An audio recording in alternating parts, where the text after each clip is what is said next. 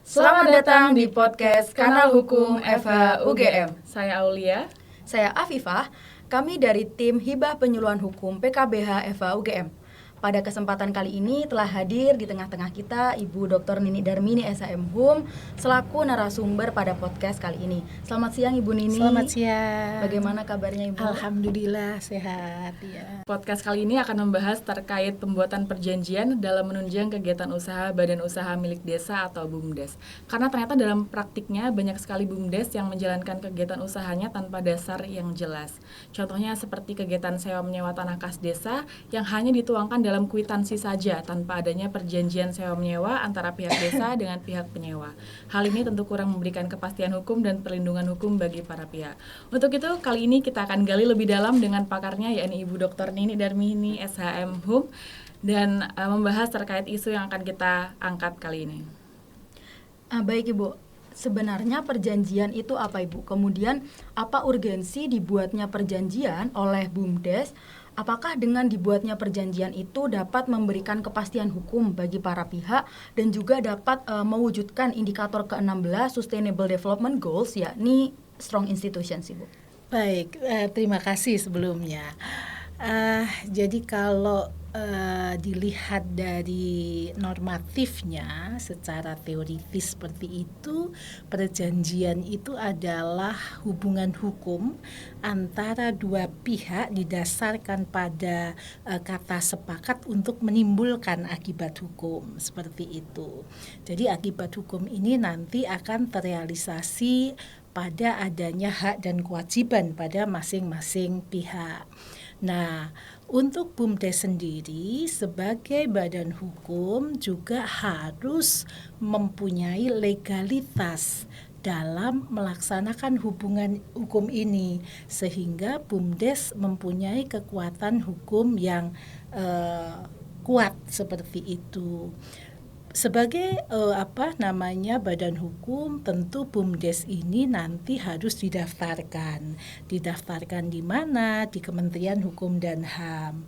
Nah, BUMDes ini selain didaftarkan di Kementerian Hukum dan HAM untuk meraih satu program-program dari pemerintah, tentu juga harus didaftarkan di Kementerian Desa seperti itu karena banyak sekali program-program dari pemerintah. Kalau belum masuk di daftar di Kementerian Desa tentu sulit untuk mengakses itu. Sehingga dengan demikian tentu BUMDes ini akan memperkuat posisinya sebagai lembaga desa seperti itu. Ya baik Ibu, kemudian terkait pembuatan perjanjian dalam hal kegiatan usaha yang dilakukan oleh BUMDes, kira-kira apa saja hal yang perlu diperhatikan untuk itu? Baik, pertama tadi ya legalitas dari BUMDes itu. Kemudian karena ini terkait dengan perjanjian tentu tidak lepas dari apa yang namanya syarat sahnya perjanjian. Nah ini BUMDes juga harus memperhatikan syarat sahnya perjanjian. Ada 4 kan syarat sahnya perjanjian. Yang pertama adalah kesepakatan, kemudian kecakapan, kemudian hal tertentu dan kausa yang halal seperti itu. Jadi ini akan selalu harus diperhatikan pada setiap kegiatan yang akan dilakukan oleh BUMDes. Yang tadi dikatakan banyak kegiatan-kegiatan yang dilakukan BUMDes, baik itu perjanjian jual beli misalnya, sewa menyewa misalnya, melakukan pekerjaan dan lain sebagainya, ini harus diperhatikan seperti itu. Baik Ibu, terkait perjanjian yang dibuat oleh BUMDes, maka pihak yang berwenang mewakili BUMDes itu siapa ya Ibu? Baik, jadi sebagai badan usaha tentu ada anggaran dasar dan anggaran rumah tangganya. Nah di situ dilihat siapa yang akan mewakili BUMDes, ada aturannya di situ. Tentu adalah pengurus gitu ya. Tetapi bahwa pengurus yang seperti apa yang akan diberi wewenang oleh BUMDes ini mewakili BUMDes dalam melakukan perbuatan hukum dengan pihak mitra, itu nanti akan terlihat di di dalam anggaran dasar dan anggaran rumah tangganya. Bisa jadi hanya pengurus satu saja, atau bisa jadi karena besarnya nilai atau objek dari perjanjian itu harus disertai dengan pengurus yang lain gitu. Itu akan diatur dalam anggaran dasar, anggaran rumah tangganya. Baik gitu. Ibu. Kemudian terkait jenis perjanjian itu sendiri, apa yang membedakan antara perjanjian yang dibuat di bawah tangan dengan perjanjian yang dibuat di hadapan notaris? Kemudian bagaimana akibat hukum dari keduanya? Oke. Jadi memang kalau dilihat dari bentuk perjanjian, kalau kita bicara mengenai bentuk perjanjian kan kita bicara mengenai fisik perjanjian. Ada perjanjian lisan, ada perjanjian tertulis, ada perjanjian tertulis di bawah tangan, ada perjanjian otentik. Tentu kalau BUMDes jangan melakukan perjanjian secara lisan, karena apa? Secara pembuktian susah gitu ya, akan sulit untuk dipakai sebagai bukti apabila nanti terjadi sengketa. Nah, minimal adalah perjanjian yang tertulis. Tertulis ini boleh di bawah tangan ataupun akte notarial. Hanya pilihan apakah harus akte di bawah tangan atau notarial itu tergantung dua hal. Yang pertama mengenai kontraprestasinya. Kalau kontraprestasinya itu luar biasa besar dan itu kontraprestasinya itu jangka panjang gitu ya, itu sebaiknya ya notarial sebaiknya, tetapi tidak harus notarial, tertulis saja cukup. Tetapi kalau nilainya itu sangat besar, ya sebaiknya notarial. Tetapi apakah harus notarial, Bu? Tidak. Jadi di bawah tangan saja cukup gitu. Karena kalau ditanya apa perbedaannya akte di bawah tangan dan notarial, memang berbeda. Perbedaannya pada beban pembuktiannya. Kalau di bawah tangan itu kalau disangkal nanti yang membuktikan adalah orang yang disangkal. Tapi kalau yang notarial itu kalau disangkal maka yang membuktikan adalah orang yang menyangkal itu.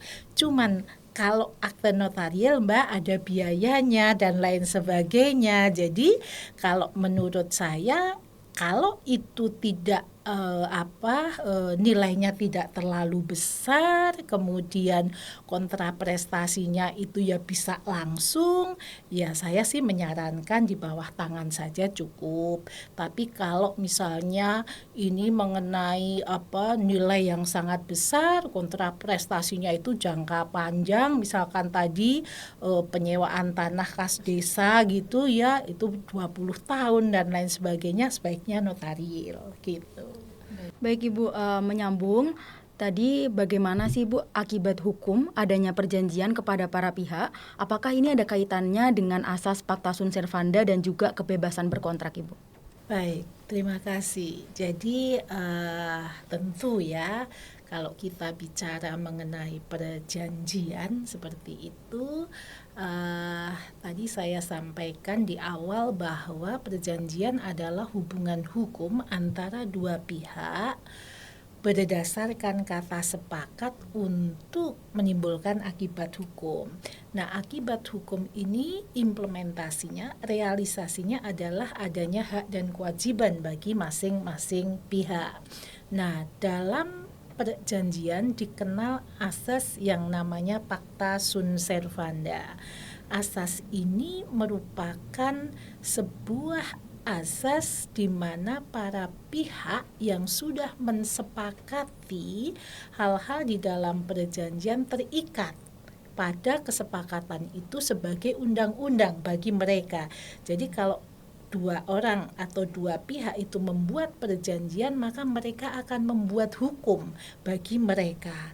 Karena mereka membuat hukum bagi mereka, tentu mereka akan terikat pada perjanjian itu. Nah, ini yang dinamakan asas Pacta Sunt Servanda.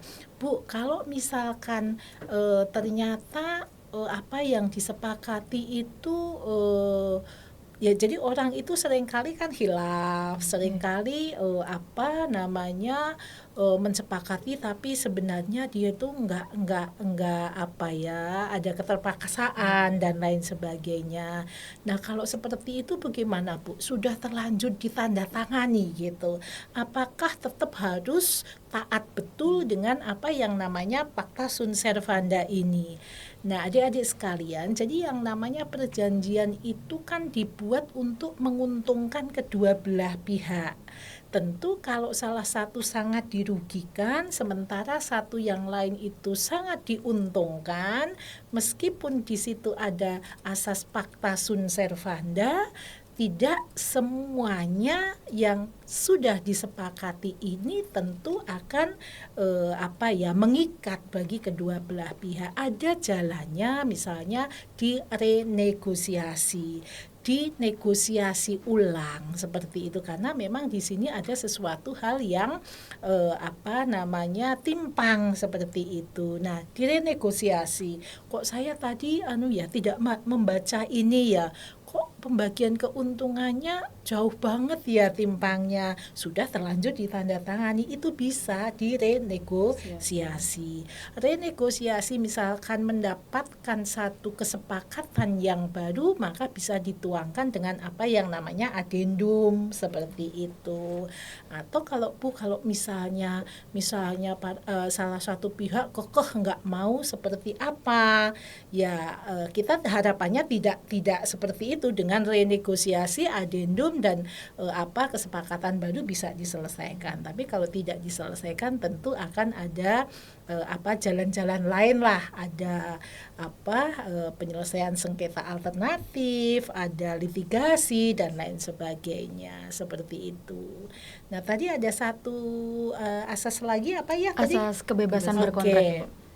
Nah, asas kebebasan berkontrak ini didasarkan pada pasal 1338 ayat 1 ya, yang mengatakan bahwa semua perjanjian yang dibuat secara sah mengikat bagi mereka sebagai undang-undang. Nah, ini di dalam kata-kata semua itu terkandung adanya kebebasan ini.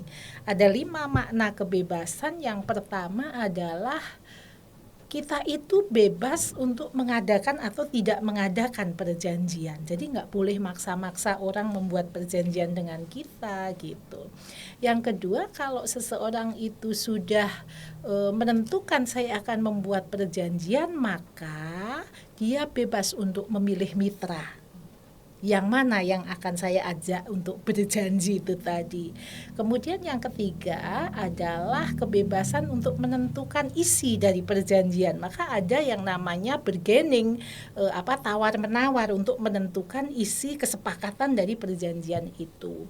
Kemudian yang keempat, kita bebas menentukan pilihan bentuk perjanjiannya. Mau lisan boleh, prinsipnya loh ya, lisan boleh, tertulis di bawah tangan boleh, tertulis secara otentik boleh, tapi harapan saya untuk BUMDes jangan lisan, karena nanti sulit untuk alat buktinya seperti itu, minimal tertulis di bawah tangan gitu. Kemudian yang kelima, tentang pilihan hukum, mau diselesaikan seperti apa kalau terjadi sengketa, apakah musyawarah mufakat cukup ataukah ada pilihan hukum tertentu gitu. Terakhir Ibu mungkin bisa disampaikan pesan-pesan kepada stakeholder dari BUMDes bagaimana terkait pembuatan perjanjian yang baik agar kedepannya ini dapat mendukung kegiatan usaha BUMDes secara optimal dan mewujudkan strong institution. Baik, jadi untuk mitra dari BUMDes itu saya pesan tidak perlu khawatir gitu ya, tidak perlu khawatir untuk melakukan hubungan hukum dengan BUMDes sepanjang BUMDes tersebut sudah mempunyai legalitas tentunya.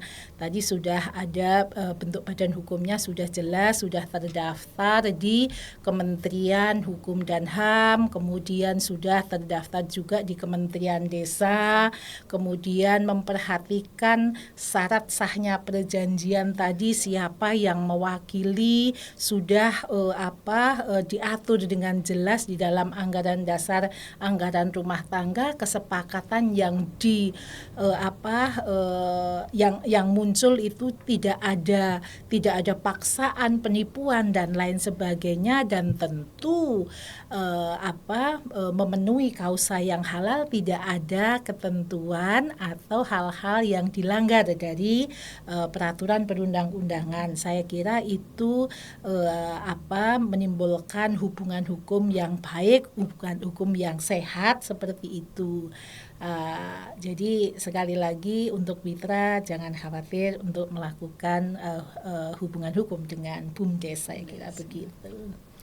Sangat insightful sekali ya teman-teman penjelasan dari Ibu Nini terkait pembuatan perjanjian dalam mendukung kegiatan usaha Badan Usaha Milik Desa atau BUMDes. Semoga apa yang disampaikan oleh Ibu Nini dapat mengedukasi kita semua. Amin. Terima kasih juga kepada Bu Nini sudah bersedia hadir. Terima kasih kembali dan membagikan ilmunya kepada kita semua di podcast kali ini. Dan akhirnya kita sudah di penghujung podcast ini. Padi habis tinggal jerami, bakar dulu sampai bersih. Podcast kita sampai di sini. Cukup sekian, terima kasih. Terima kasih Bu. Terima kasih.